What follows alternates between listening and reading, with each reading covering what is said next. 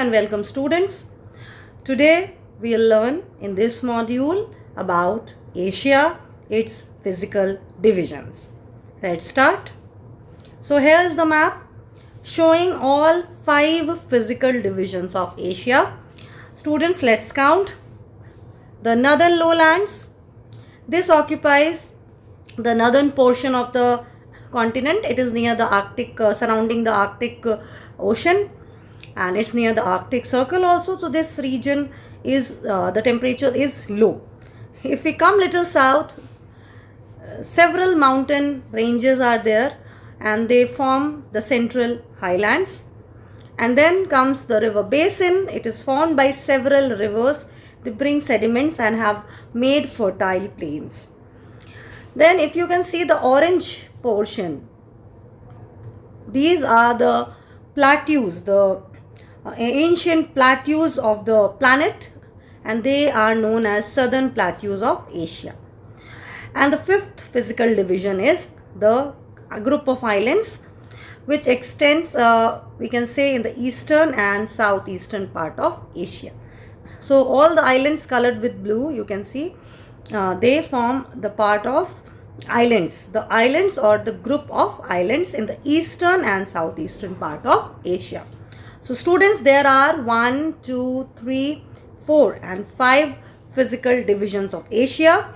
We can say that Asia can be divided into 5 physical divisions. So students, we will learn about each and every physical division one by one. Let's start. First one in the list is the northern lowlands. So children, this part of Asia where you can see the Ural mountain in the west and river Lena in the east. So river Lena and the Ural mountain, they are the limits. This means that it is the northern lowlands of Asia extends from river Lena to the Ural mountains. River Lena in the east and Ural mountains in the west.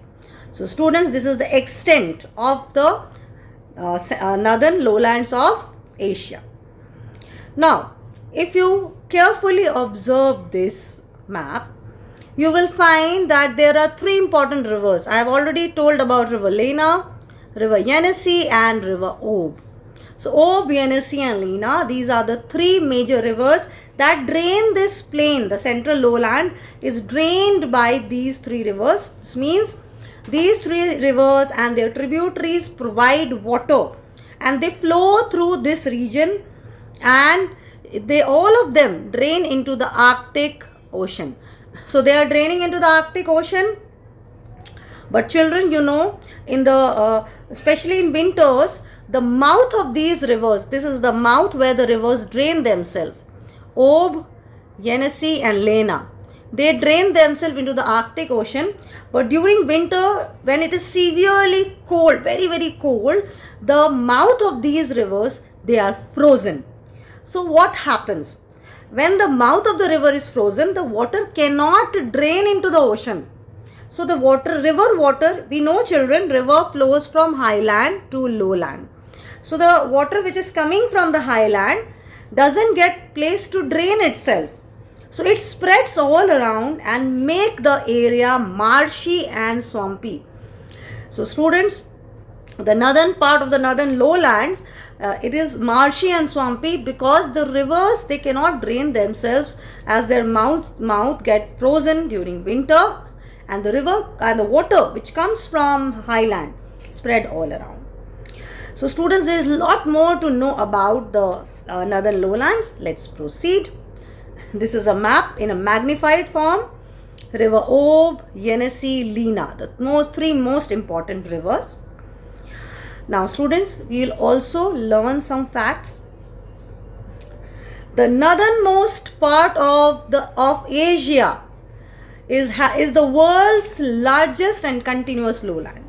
So children, this northern lowland which extends from, I told you, river Lena in the east to the Ural mountain in the west, it is the world's most extensive and continuous lowland. It extends from, I have told you the extent, from river, mountain, that is Ural mountain, that is in the west, to river Lena in the east. So students, this is the extent. This is a region of flood plains, swamps and marshes. So children, I have told you the reason. Let's read about it. You can see the northern lowland. It is marshy and swampy. You can see the river. It's one of the river which is flowing through the northern lowlands. So the mouth of the river draining this region remain frozen during winter. So during winter, the mouth of the river, they get frozen, and so the water of the upper course. So I told you children, river flow, like this is a mountain, river flow downwards. So the water which is coming from upward, it doesn't get space to drain itself. So it spreads all around, spreads over the surrounding area, making it marshy and swampy. So students, I hope you have understood. So this is a very important question also, which is often asked in the exam, that why the northern lowland, the northern part of northern lowland remain marshy and swampy. So you know the answer now.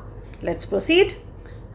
Now children, if we see the map again, and if I zoom in, you will find out the West Siberian plain and the Central Siberian plateau.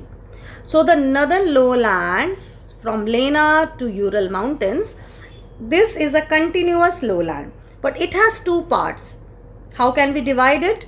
The West Siberian plain is in between river Yenisei and river Ob. You can see the region between Yenisei and Ob. These two rivers, they are the limits of the West Siberian plain. And between Yenisei and Lena lies the Central Siberian plateau.